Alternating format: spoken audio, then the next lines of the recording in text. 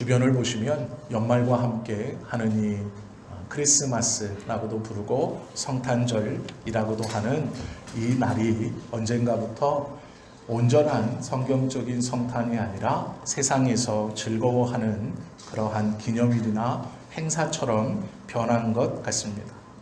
예수님보다는 아이들은 산타 할아버지를 더 기다립니다. 예수님께서 우리에게 주신 구원의 기쁨과 선물보다 산타 할아버지가 주는 그 선물을 더 기다리고 더 좋아합니다. 사람들에게 따스한 사랑을 나누는 계절이기도 하지만 또 그것이 필요한 것이기도 하지만 우리는 예수님께서 이 땅에 오신 이유와 또한 그 예수님께서 우리에게 원하셨던 믿는 자의 본분을 잊어서는 안 될 것입니다. 저희 교회도 그렇지만 상점마다 보시면 조금 큰 데는 트리가 있습니다. 크든지 작든지 성탄 트리가 있는 것이 이상하지 않죠. 여러 가지 이유로 그 트리를 장식하고 또 보고 기쁘고 즐거워합니다.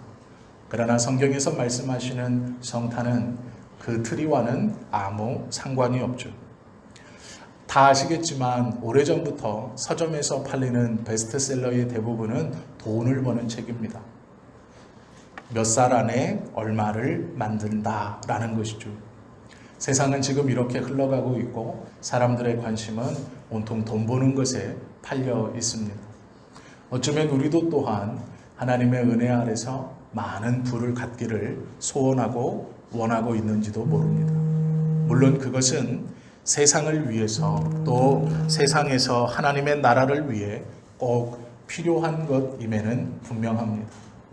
그러나 적어도 예수님께서 이 땅에 오심을 기뻐하고 함께 예배하는 오늘 이 시간만큼은 예수님의 이 땅에 오심의 진정한 의미를 그리고 이 땅에 오심을 기뻐할 수 있는 진짜 성도의 마음을 고민해보고 생각해 보아야 합니다.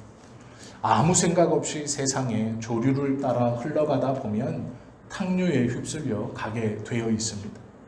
그것이 우리의 연약함입니다. 이런 분위기를 이 연말에 바꾸고 한번 다시 우리의 신앙을 점검해 볼 필요가 있고 그것이 오늘 예수님의 탄생을 기뻐하며 드리는 이 예배의 목표이고 또한 하나님께서 원하시는 바이실 것입니다. 오늘 본문의 말씀은 산상수훈의 첫 번째 말씀입니다. 예수님은 당신을 따르는 사람들의 첫 번째 조건을 이 말씀으로 천명하셨습니다.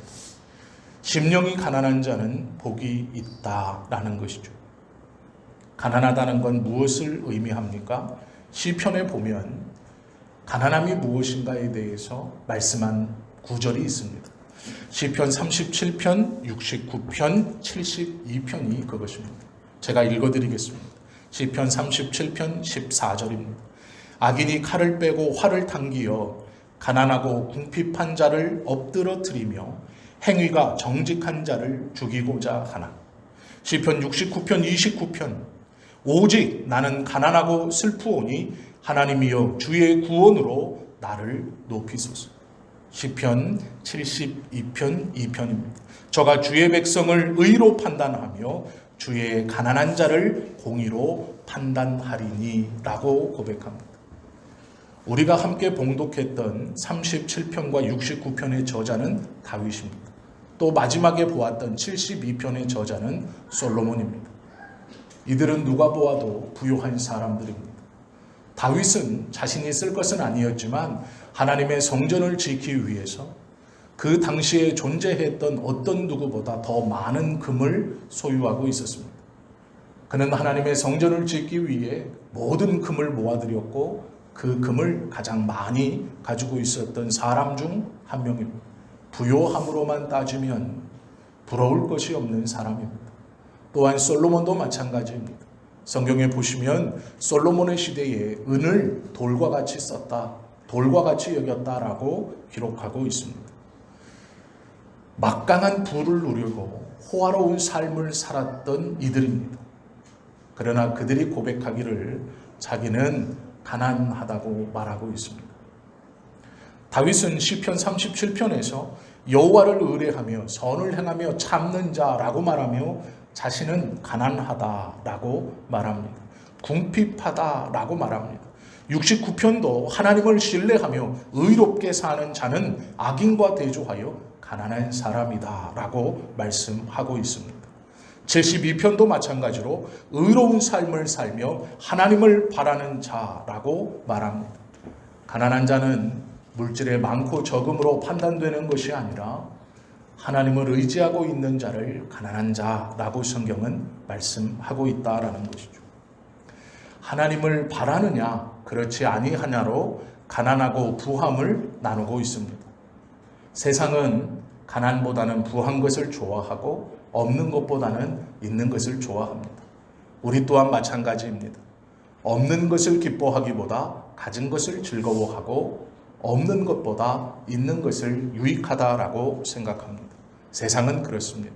세상의 판단으로는 그렇게 사는 것이 맞습니다. 그러나 하나님 앞에서는 부요한 자보다 가난한 자가 인정받고 하나님 앞에서는 부요한 것보다 가난한 것이 옳다라고 말씀합니다. 오해하시면 안 되는 것이요. 욕심을 버려 가난하다는 뜻이 아닙니다. 내가 모든 욕심을 버려 세상을 초연하게 삽니다. 그러기에 나는 세상에서도 가난하고 하나님 앞에서도 가난한 자입니다. 나는 세상의 모든 것을 버리고 오직 주님이 채우시는 것으로만 살아가겠습니다. 그는 가난한 자가 아닙니다. 그는 어리석은 자입니다.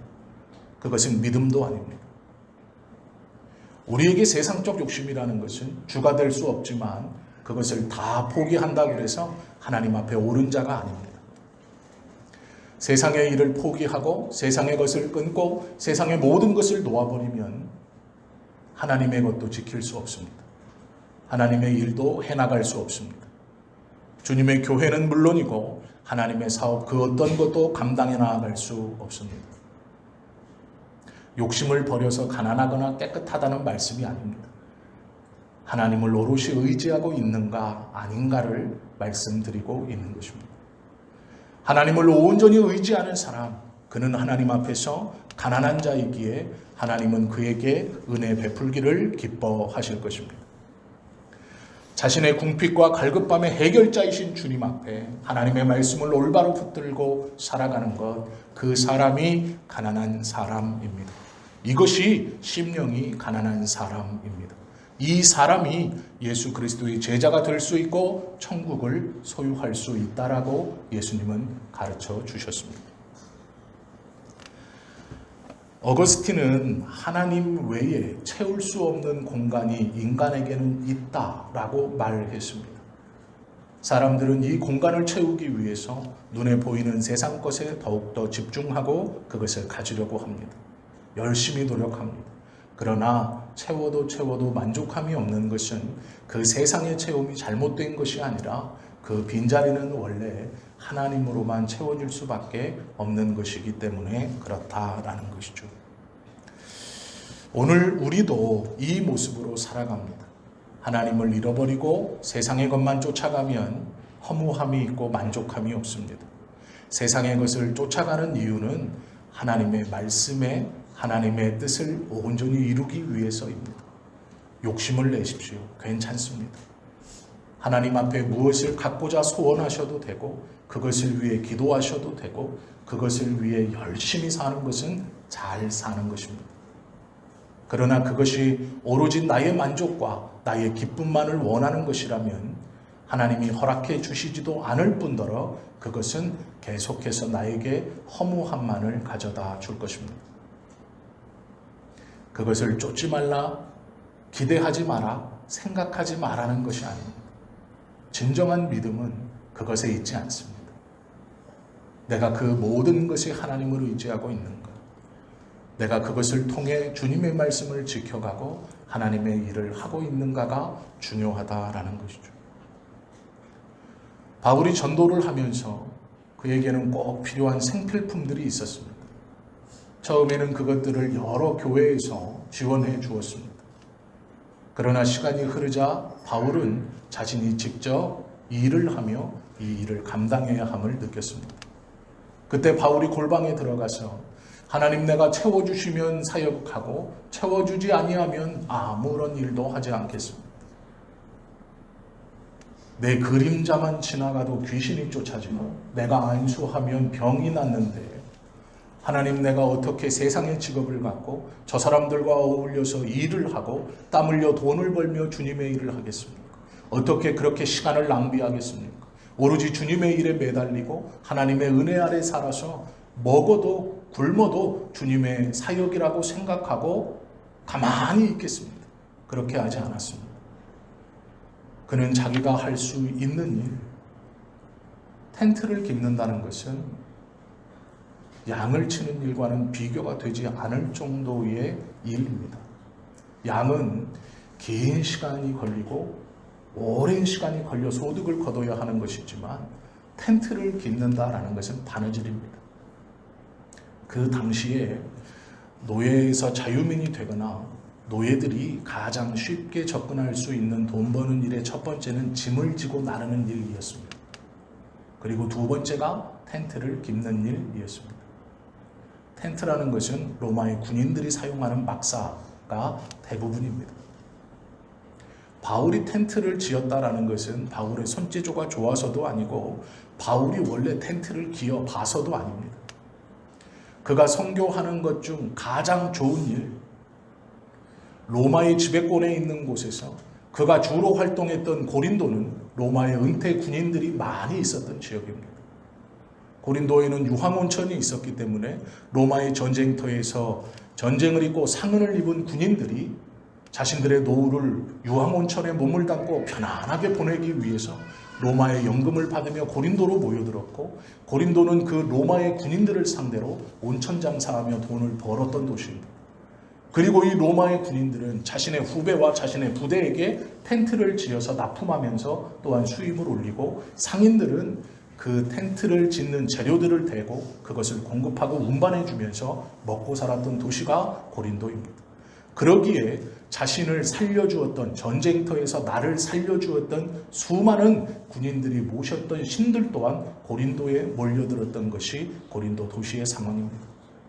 바울이 그곳에서 가장 빨리 그리고 빨리 돈을 손에 쥐을 수 있었던 것이 텐트를 깁는 일입니다. 그는 그것을 했습니다. 그것을 해서 돈을 벌어 내가 조금 편하게 살기 위해 한 것이 아니고 그것을 하며 하나님의 일을 감당하기 위해서 했던 것입니다. 우리는 바울이 텐트를 깁는 일을 가지고는 너무 칭찬하고 좋은 일이란 말하고 당연하다고 생각합니다. 바울이 돈을 벌기 위해 텐트를 기었다면 그건 욕을 먹을 일이죠. 그러나 텐트를 깁는 일을 통해 하나님 일을 감당하고 싶어 텐트를 기웠습니다. 부끄러워하지 않았습니다. 수많은 능력이 그에게서 나갔지만 하나님께서 강력히 붙들고 쓰시는 종임에 분명했지만 그는 텐트 깁는 일, 이용직들과 어울리고 가난하고 못 배운 사람들이 제일 먼저 접근할 수 있는 그 일에 호련히 들어가 그곳에서 돈을 가지고 하나님의 일을 감당하는 것에 아무런 거리낌이 없었습니다. 그것을 부끄러워하지 않았습니다. 그것에 대한 어떠한 내색도 하지 않았습니다. 우리 또한 마찬가지입니다. 고고하게 사는 것이 하나님의 뜻이 아닙니다. 어떠한 것을 위해서 지금 하고 있는 이 일에 어떤 마음으로 살아가는가, 이것은 매우 중요합니다. 예수님은 하나님이십니다. 하늘 보좌에서 모든 것을 다스리시고 천지 만물이 그로 말미암지 않고는 창조된 것이 없고 천지 만물이 그로 말미암지 않고는 운행되지 않는 것이 없고 천지 만물이 그로 말미암지 않고는 존속할 수 없습니다. 그런 예수님께서 낮고 천한 인간의 모습으로 오셨다는 것은 텐트를 깁는 일과 같습니다. 나는 하나님으로 하늘에 있겠다가 아닙니다. 그 예수님께서 인간의 몸으로 오셨고 그 인간의 몸으로 오신 이유는 분명한 목적이 있었기 때문입니다. 하나님께서 우리에게 이 땅을 살아가라 명령하시면서 나에게 허락해 주신 환경과 여건은 하나님의 일을 하기 위해서 우리에게 허락해 주신 삶의 공간이고 마땅히 해야 하는 일입니다. 그것을 열심히 감당하는 것은 욕심도 아니고 부끄러움도 아닙니다. 그것을 통해 많은 부를 얻기 위한 것은 결코 잘못된 것이 아닙니다. 하나님의 일을 그만큼 감당하시면 됩니다. 그 기도가 함께 있으면 됩니다. 이것이 심령이 가난한 자입니다. 모든 것이 주님의 영광과 하나님의 의지를 통해 해 나가려고 하는 것이죠. 예수님은 우리가 아는 것처럼 카페트가 깔리고 융단이 깔려 있는 곳에서 태어나지 않았습니다. 천사장의 나팔 소리가 울리는 기이한 현상 가운데 이 땅에 오지 않았습니다. 많은 사람들이 존경받는 랍비나 제사장의 후손으로도 오시지 않았습니다. 예수님을 처음 만난 사람들이 왕이나 고관 대작도 아닙니다. 종교 지도자들도 아닙니다. 예수님은 말구 위에 누이셨고 또한 짐승의 먹이통에 누이신 그 예수님을 가장 먼저 영접한 사람들은 그 시대에 천하다고 일컬어지는 목동입니다. 또한 그를 경배하러 온 것은 이방에서 찾아온 동방 박사들이라고 부르는 사람들이었습니다. 예수님께서 왜 이렇게 오셨을까요? 왜 좋은 것을 거부하시고 이렇게 낮은 위치로 이렇게 천한 자로 이 땅에 오셨겠습니까? 그것은 이 땅에 살면서 심령이 가난하지 못한 자들에게 심령의 가난함을 보여주시기 위해서입니다. 오로지 하나님을 의지해야 하고 오로지 하나님의 뜻에 순종해야 하고 오로지 하나님께서 원하시는 삶의 길을 걸어가는 것이 진짜 가난이기 때문이죠. 하나님이 원하시는 가난입니다. 세상에서의 가난은 하나님 앞에 아무런 조건이 되지 못합니다. 제가 몇 년 전에 한번 말씀을 드렸죠. 중국에 있을 때 한 집사님이 저에게 오셨습니다. 그리고 말씀하셨어요. 목사님, 저는 구원받아야 됩니다. 물론 모두 다 구원받아야 됩니다. 그런데 그 다음 말이 마음을 아프게 했어요. 목사님, 저는 구원받아야 됩니다. 예, 모두 다 구원받으셔야죠.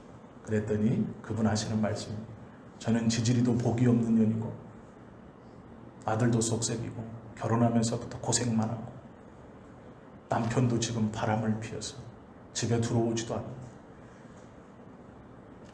그대로 표현하면 저처럼 박복한 여자는 하나님이 불쌍히 여겨 구원해 주셔야 됩니다. 라는 거였어요. 심정은 이해가 갔지만 그런 삶을 산다고 해서 구원받지 못합니다. 심정은 이해가 가지만 박복하다고 해서 구원받는 것이 아닙니다. 그분의 입에서 그렇기 때문에 저는 하나님만을 의지할 수밖에 없습니다. 라는 고백이 저는 듣고 싶었습니다. 그러나 약 30여 분 동안 자신의 신세 한탄만 많이 하고 가셨어요. 마음은 이해가 가지만 하나님에 대한 온전한 이해 없이 자신이 세상적으로 고생하고 가난하여서 하나님이 우편 강도를 구원해 주신 것처럼 나를 구원해 주셔야 한다고 말하는 것은 어불성설입니다. 마음은 이해가 가지만 그런 구원은 있을 수 없습니다. 예수님께서 진짜 가난이 무엇인지 보여주신 것이죠. 세상에서 아무도 주목하지 않는 이 땅에서의 삶을 통해 하나님 앞에서 오로지 서는 것은, 주님의 일을 감당하는 것은 그 세상의 가난이 아니라 온전히 하나님 앞에 서 있고 하나님을 의지하는 진짜 가난한 자가 하나님의 천국에 들어갈 수 있고 예수님의 제자가 될 수 있다는 것을 보여주신 것입니다. 우리 또한 이 예수님과 같은 길을 가는 사람들입니다. 세상의 잣대로 자신의 삶을 평가하지 마십시오. 나에게 세상에 대한 기도 제목이 있다면 그것을 열심히 기도하십시오.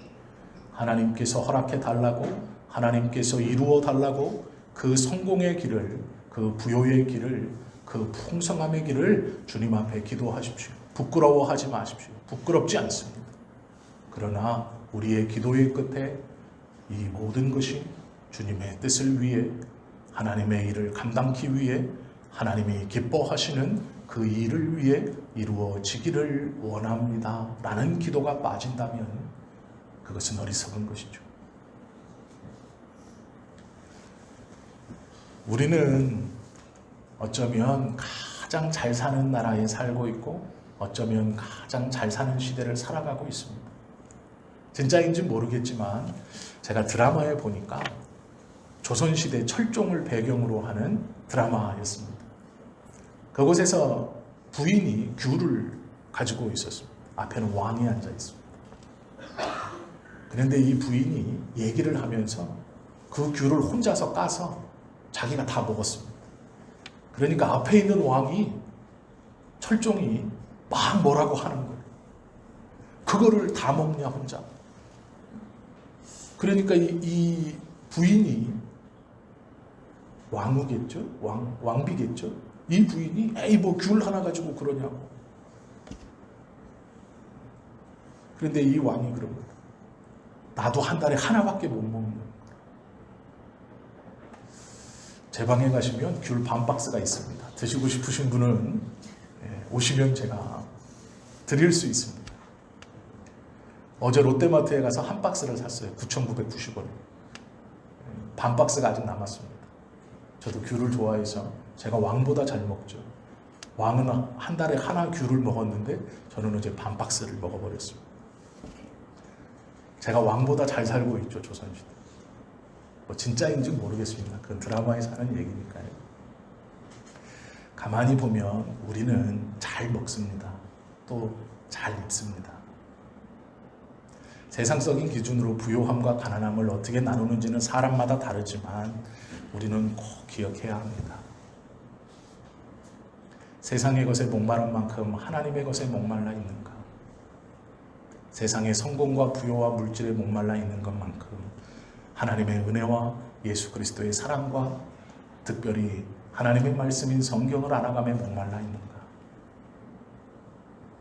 예수님께서 오늘 이 땅에 오심을 우리는 함께 감사하고 기뻐하는 날입니다. 오늘이라도 하나님, 내가 세상의 것만큼 주님의 것을 갈망하고 있습니까? 내 마음이 진짜 하나님을 의지하고 하나님 앞에 온전히 서 하나님께서 인정하시는 심령이 가난한 자입니까?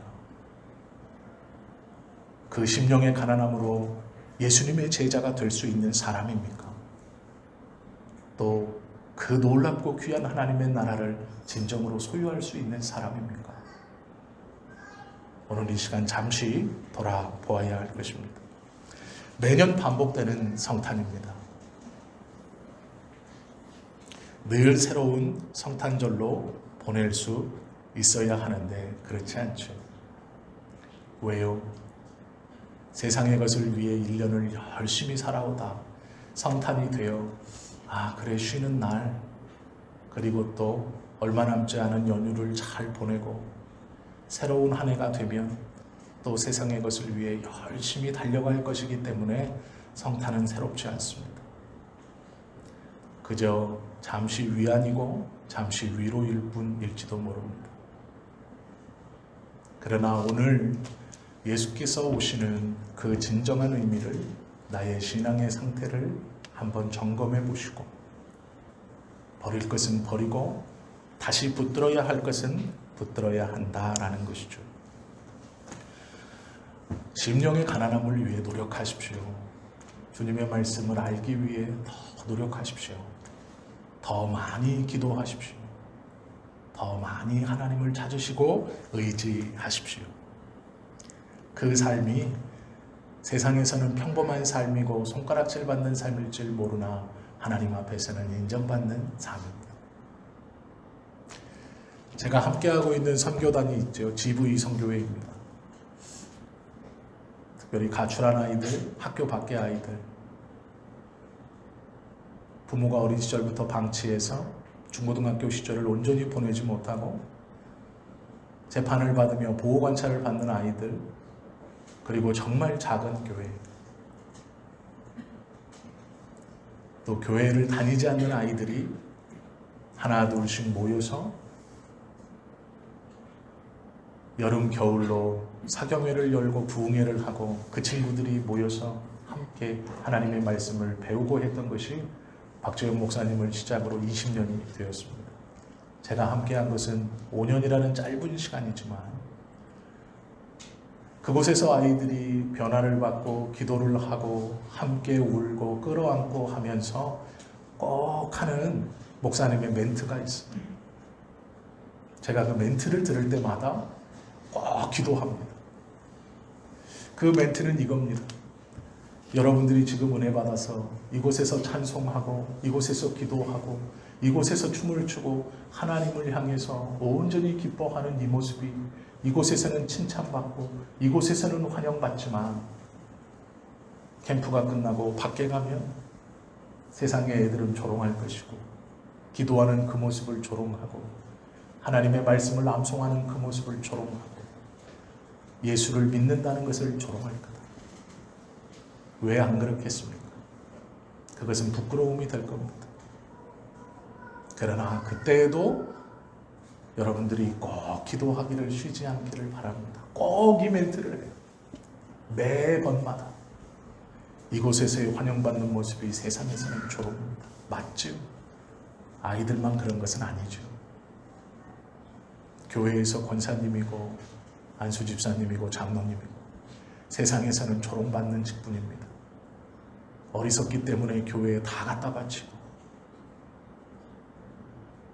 핍박받는 가정에서 어머님 한 분이 믿음으로 저를 키웠고 어머님 손을 붙들고 교회에 다니면서 들었던 할머니가 어머님에게 했던 말입니다. 세상에서는 우리 성도님들에게 똑같이 할 것입니다. 모르지 않습니다. 그러나 그때라도 포기하지 마십시오. 우리가 돈을 버는 이유는 세상에서 성공하고 싶어, 출세하고 싶어, 기도하는 이유는 예수 그리스도를 갈망하기 때문입니다. 하나님의 뜻을 온전히 이루어가고 싶기 때문입니다. 그 열망이 크기에 그 세상에서의 은혜도 더욱더 크게 붙들고 싶은 것이죠. 성경에 보면 안나라는 여자가 나옵니다. 잠깐 지나가는데요. 이 안나가 어떤 여인이냐면 84세 된 여자입니다. 그때 나이에 84세, 지금도 84세는 젊은 나이가 아니지만 그때 나이에 84세는 정말 나이가 많은, 언제 돌아가셔도 이상하지 않은 그런 나이죠. 그런데 이 안나라는 여인의 이야기가 참으로 놀랍습니다. 이 안나가 언제 과부가 됐는지 모르지만 남편을 일찍 여의고 홀로 사는 여인입니다. 그런데 그는 마음속으로 항상 기다리는 것이 있었습니다. 이스라엘에서 과부라는 것은, 남편이 일찍 죽었다라는 것은 큰 핸디캡입니다. 지금 생각과는 전혀 다른 더 큰 핸디캡이죠. 84년을 남편 없이 과부로 살았습니다. 그런데 그런 그 안나가 어느 날 아기를 하나 낳습니다. 이 아기가 누굴까요? 예수님입니다. 84년 동안 그 이스라엘 땅에서 과부로 오랜 시간 살았던 그 안나가 성전 근처에 있다가 예수 그리스도를 알아보는 놀라운 은혜를 누리는 거죠. 이것이 세상을 살아가며 주님을 간절히 바라는 우리의 모습이 되어야 합니다. 그 안나의 그 간절한 기다림이 하나님의 말씀에 대한 우리의 마음이 되어야 합니다. 그 말씀을 통해 예수 그리스도가 매일매일 우리에게 새롭게 오실 것이기 때문입니다. 성탄은 그런 날이죠. 주님을 기다리고 주님의 오심을 기뻐하고 또 그 주님의 뜻을 이루어가기를 원하는 자들이 모여 예배하고 기뻐하는 날이 오늘입니다. 이제 돌아가실 텐데요. 돌아가셔서 가족들과 함께 진짜 성탄의 기쁨을 누리시고 나누십시오. 가족들과 잘 지내십시오. 친척들과도 잘 지내십시오. 친구들과도 잘 지내십시오. 그것이 예수 그리스도께서 원하시는 믿는 자의 삶의 모습입니다. 미워하지 마시고 다투지 마시고 이해하시고 품어주십시오. 우리가 어제 말씀을 나눴던 것처럼 하나님께서 원하시는 삶은 해야 되느냐, 할 수 있느냐로 나뉘는 삶이 아니라 유익이 되느냐, 덕이 되느냐로 살아가는 사람입니다. 오늘 산상수훈의 첫 번째 말씀, 심령이 가난한 자, 그 심령이 가난한 자가 우리 모두가 되시고 우리의 삶에 하나님의 뜻이 온전히 이루어질 수 있기를 예수님의 이름으로 축원합니다. 기도드립니다.